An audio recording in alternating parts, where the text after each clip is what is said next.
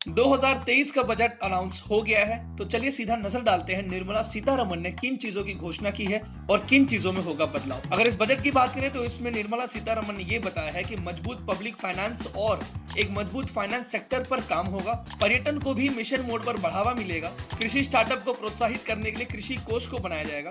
कृषि कर्ज लक्ष्य 20 लाख करोड़ किया जाएगा, यानी पशुपालन, डेयरी और मत्स्य पालन पर ध्यान देने के साथ कृषि कर्ज लक्ष्य को बढ़ाकर 20 लाख करोड़ रुपए किया जाएगा। भारतीय मिलेट्स अनुसंधान संस्थान को उत्कृष्टता केंद्र के रूप में समर्थन दिया जाएगा। परंपरागत कारीगरों और शिल्पकारों के लिए सहायता पैकेज की घोषणा की। विशेष रूप से जनजातीय समूहों की सामाजिक आर्थिक स्थिति में सुधार के लिए पीएमपी बीटीजी विकास मिशन शुरू किया जाएगा और योजना को लागू करने के लिए 15,000 करोड़ रुपए उपलब्ध भी कराए जाएंगे। वित्त मंत्री ने इसके साथ ही 57 नए नर्सिंग कॉलेजों की भी घोषणा की और पीएम आवास योजना का आवंटन 66% बढ़ाकर 79,000 करोड़ किया। रेलवे का काया पलट करने के लिए 2.4 लाख करोड़ का निवेश किया जाएगा और कई नई ट्रेनें भी चलाई जाएंगी। और पैन को लेकर भी वित्त मंत्री ने बड़ी घोषणा की है। उन्होंने कहा है कि पैन कार्ड अब राष्ट्रीय पहचान पत्र के रूप में जाना जाएगा। राज्य सरकारों के लिए भी बड़ी घोषणा की। केंद्र सरकार ने राज्यों को 50 साल का ब्याज मुक्त कर्ज एक और साल के लिए बढ़ाया। क्षेत्रीय हवाई संपर्क में सुधार के लिए 50 अतिरिक्त हवाई अड्डे, हेलीपैड, वाटर एरोड्रोम, उन्नत लैंडिंग ग्राउंड को नवीनीकृत किया जाएगा। नगर पालिका बाड़ों के लिए साख बढ़ाने के लिए शहरों को प्रोत्साहित किया जाएगा।